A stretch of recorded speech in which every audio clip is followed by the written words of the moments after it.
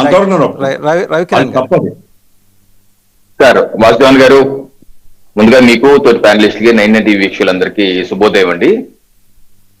ఇప్పుడు మమతా బెనర్జీ గారి ప్రభుత్వం పడిపోయి ఎన్నికల్లో చిత్తుగా ఓడిపోయిన రోజు నుంచి మే 4వ తారీఖు నుంచి ఈ రోజు వరకు చూస్తున్నాం మనం. ఆ రాష్ట్ర ప్రజల్లో మమతా బెనర్జీ పైన, వారి పార్టీ నేతల పైన ఏ రకమైనటువంటి కోపాన్ని ప్రదర్శిస్తున్నారు.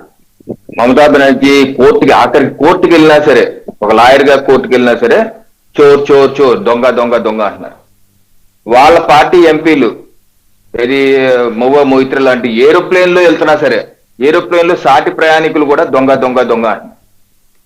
ఆ రాష్ట్ర ప్రజలు, ఆ రాష్ట్రంలో అపోజిషన్ గా ఉన్న సిపిఎం కాంగ్రెస్ పార్టీలు కూడా భారతీయ జనతా పార్టీకి ధన్యవాదాలు తెలియజేసుకుంటున్నారు. ఎందుకంటే దశాబ్ద పైచులుగా సిపిఎం పార్టీ, కాంగ్రెస్ పార్టీ యొక్క ఆఫీసు కార్యాలయాల్ని మమతా బెనర్జీ, టిఎంసి గూండాలు బలవంతంగా లాక్కొని వాళ్ళని తరిమేసి టిఎంసి జెండాలు పెట్టుకున్నారు.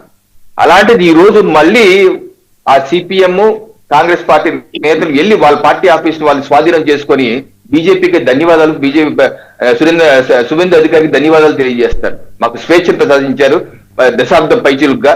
కనీసం మా పార్టీ నేతలు జాతీయ స్థాయిలో కూడా ఈ అంశాన్ని ఎత్తలేకపోయారు. అలాంటిది మాకు ఈ అవకాశం కల్పించారని చెప్పి సిపిఎం, కాంగ్రెస్ నాయకులు ధన్యవాదాలు తెలియజేస్తారు. అలాగే అభిషేక్ బెనర్జీ, అతను ఏ రకమైనటువంటి అరాచకవాది, ఎలక్షన్ టైంలో కూడా మనం చూసాం ఏ రకంగా అతను ప్రజలకు వార్నింగ్ వేసాం. నాకు ఓటైపోతే ఆ తర్వాత గతంలో ఏదో 2021లో ఏదో వదిలేశాను మిమ్మల్ని, ఈసారి వెతికి మరీ కొడతానట్టుగా అతను చేసినటువంటి వ్యాఖ్యలు ఇవన్నీ ఏంటంటే ఒక పెద్ద వ్యతిరేకత వచ్చి మమతా బెనర్జీ, టిఎంసి పార్టీకి వాళ్ళ యొక్క అస్తిత్వానికి ప్రశ్నార్థకంగా అయిపోయింది. దానికి తోడు మమతా బెనర్జీ గారి యొక్క విధానం, పార్టీ ఎమ్మెల్యేలు, ఎంపీలతో మాట్లాడకపోవటం, వారి పైన తిట్టడం, అలాగే ఆశ్రిత పక్షపాతం. అభిషేక్ బెనర్జీ, కళ్యాణ్ బెనర్జీ, ఇందాక మీరు అన్నారు బెనర్జీలే ఉంటారా అని, అందరూ ఆ బెనర్జీలే. ఆ కళ్యాణ్ బెనర్జీ మీద వాళ్ళ సాటి మహిళా ఎంపీ లోక్సభ స్పీకర్ కి ఫిర్యాదు చేశారు. ఏంటో తెలుసా, నన్ను కళ్యాణ్ బెనర్జీ లైంగికంగా వేధిస్తున్నారు, మా పైన అనేకమైనటువంటి జుగుప్సాకరం వ్యాఖ్యలు వేస్తున్నారు, సభలోనే మమ్మల్ని రక్షించండి అని చెప్పి కంప్లైంట్ కూడా ఇచ్చారు. సో ఈ రకంగా ఆ పార్టీలో ఉన్నటువంటి అప్రజాస్వామిక దౌర్భాగ్యమైన మీదకి ఆ పార్టీ ఎమ్మెల్యేలు, ఎంపీలు తిరుగుబాటు చేస్తున్నారు. దానిలో రితుపర్ణ బెనర్జీ కూడా బయటకు వచ్చి 2/3 గా వచ్చి, మరి వారికి సిపిఎం సపోర్ట్ ఉందో ఎవరు సపోర్ట్ ఉందో నాకైతే తెలియదు, ఎందుకంటే గతంలో సిపిఎం ఉన్నాడు కాబట్టి ఆయన దాని ఒక 2/3 ఎమ్మెల్యేతో బయటకు వచ్చేసి వాళ్ళు మాది అసలేం టీఎంసీ, ఓకే మా నాయకురాలు మమతా బెనర్జీ, అది వాళ్ళ అంతర్గత పోరు. అలాగే ఎంపీలు కూడా 20 మంది పైగా బయటకు వచ్చేసారట, రేపు మాపు వాళ్ళు కూడా సపరేట్ గా మాదే ఇది అని చెప్పి వెళ్ళబోతున్నారు. సో ఈ రకంగా పార్టీ కూడా విచ్ఛిన్నమైపోయిన పరిస్థితి. దీనికి ఏంటి ఉక్కిరి బిక్కిరి అవుతున్న మమతా బెనర్జీ ఏం చేయాలో తెలియక జూన్ 2వ తారీఖున నిన్న కూడా పార్టీ ఎమ్మెల్యేలు, ఎంపీలు 80 మంది, ఎంపీలు 29 మంది, దగ్గర 110 మంది, వీళ్ళందరినీ తన ఇంటికి రమ్మని మీటింగ్ పెట్టుకుందాం అంటే 5 వచ్చారండి.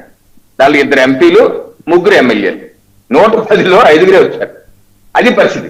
అటువంటి పరిస్థితుల్లో ఆవిడ ఈ రకంగా ఇది మనకు సంబంధం లేని ఆది అనే వ్యక్తి బంగ్లాదేశ్ లో యూనస్ ప్రభుత్వానికి వ్యతిరేకంగా క్యాంపెయిన్ చేస్తూ యూనస్ ని దింపేయాలని చెప్పేసి అతను ఏదో ఆ దేశంలో చేసుకున్నట్టు ఉద్యమాన్ని అతన్ని చంపారు. అప్పుడు యూనస్ భారతదేశం మీద రుద్దే ప్రయత్నం, అప్పటికే హిందువులనే ఓచుకొతకు వస్తున్నారు, బంగ్లాదేశ్ చంపుతున్నారు. ఇంకా రెచ్చగొట్టే విధంగా, హిందువుల మీద ఇంకా చంపే విధంగా భారతదేశం చేసింది పని. అంటే ఆద్రి యొక్క తల్లిదండ్రులు కూడా భారతదేశానికి సంబంధం లేదు, అది నువ్వే చేశావు అనే ఆధారాలు కూడా బయటకు వచ్చి, యూనిస్ తాలూకా మనుషులే హత్య చేశారని కూడా బయటకు వచ్చి, సరే వాళ్ళు బోర్డర్ నుంచి ఎలా వచ్చారా అంటే ఏ రకంగా లక్షలాది మంది బంగ్లాదేశీయులు ఇప్పటికి లోపల ఉండి ఈ రోజు మళ్ళీ వెళ్ళిపోతామని క్యూ కొడుతున్నారు కదా. గత 4-5 మాసాలకు మనం చూస్తున్నాం కదా, బంగ్లాదేశీయులు ఏ రకంగా బోర్డర్లోకి ఎలా వచ్చావు నువ్వు అంటే, నాకు ప్యాకేజ్ ఇచ్చారు, 20,000 ఇస్తే నాకు ఓటర్ ఐడి కార్డు ఇచ్చారు, ఆధార్ కార్డు ఇచ్చారు, ममता दीदी फिर से आएगा, हम फिर से आएंगे बांग्लादेश से, हमारे ममता दीदी हमको अच्छी सर देखेगा ఈ రోజు కూడా స్టేట్ పెడుతున్నారు బంగ్లాదేశీయులు అక్రమంగా వచ్చిన వాళ్ళు. ఎందుకు అప్పని జరిగింది? బోర్డర్ ఫెన్సింగ్ కి భూమి ఇవ్వలేదు. మా ప్రభుత్వం రాగానే 600 కిలోమీటర్ సంబంధించిన భూమి ఇచ్చేసారు. వెంటనే ఈరోజు ఫెన్సింగ్ జరిగిపోతుంది.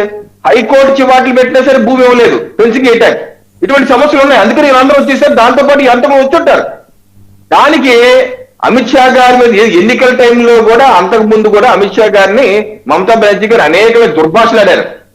ఒక దొంగని, ఒక గోండా అని, ఒక ఏదేదో రకరకాల మాటలు తిట్టిన వ్యక్తి ఈ రోజు పదవి పోయేసరికి తట్టుకోలేక లేనిపోని విషయాలు చెప్పి భారతదేశానికి చేటు చేసే విధంగా, ఘర్షణ జరిగే విధంగా, పరోక్షంగా బంగ్లాదేశ్ లో హిందువుల పైన దాడి చేసే విధంగా, ఇదే అక్కస్ చూడండి, బంగ్లాదేశ్ వెస్ట్ బెంగాల్లో హిందువులందరూ ఏకతాటి మీదకి వచ్చి నన్ను ఓడించారు కాబట్టి హిందువులకు ఏదో రకంగా ఇబ్బంది కలిగించాలి అని బంగ్లాదేశ్ లో హిందువుల మీద దాడి చేసే విధంగా అక్కడ ముస్లిం మూకలను, కొంతమంది మత ఛాందసవాదుల్ని, అందరూ అలా ఉంటారు నేను అనుకోను కొంతమంది, ఎందుకంటే బంగ్లాదేశ్ లో వాళ్ళ స్వతంత్రం భారతదేశం ఇప్పించినప్పుడు 22% హిందువులు ఉన్నారు.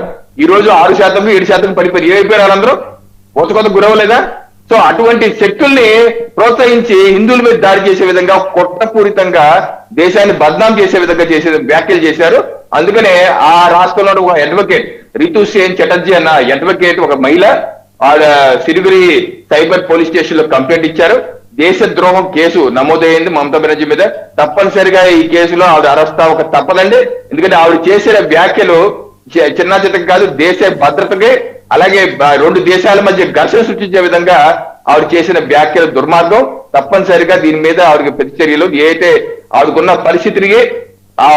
పరిస్థితికి ఏది ఆవిడ సొంతంగా చేసుకున్నటువంటి పరిస్థితి, సొంత పార్టీ కూడా నిలవలేని పరిస్థితి. ఈ రోజు జాతీయ మీడియా కథనాలు వస్తున్నాయి, ఆవిడ తృణమూల్ కాంగ్రెస్ ని వదిలేసి కొత్తగా ఇంకో పార్టీ పెట్టుకుంటున్నారని చెప్పేసి నేను నేషనల్ మీడియాలో కూడా వస్తుంది. అటువంటి పరిస్థితికి ఆవిడ ఉక్కిరి బిక్కిరి అయ్యి ఏం చేయాలో తెలియక ఈ రకమైన తప్పుడు ప్రచారం, అసత్య ప్రచారాలు చేసి భారతదేశానికి ఒక భారతీయురాలుగా ఉంటా కూడా అనర్హులు అయ్యే విధంగా ఆవిడ చేసిన వ్యాఖ్యలు ఉన్నాయి. తప్పనిసరిగా ఆవిడ శిక్ష తప్పదండి.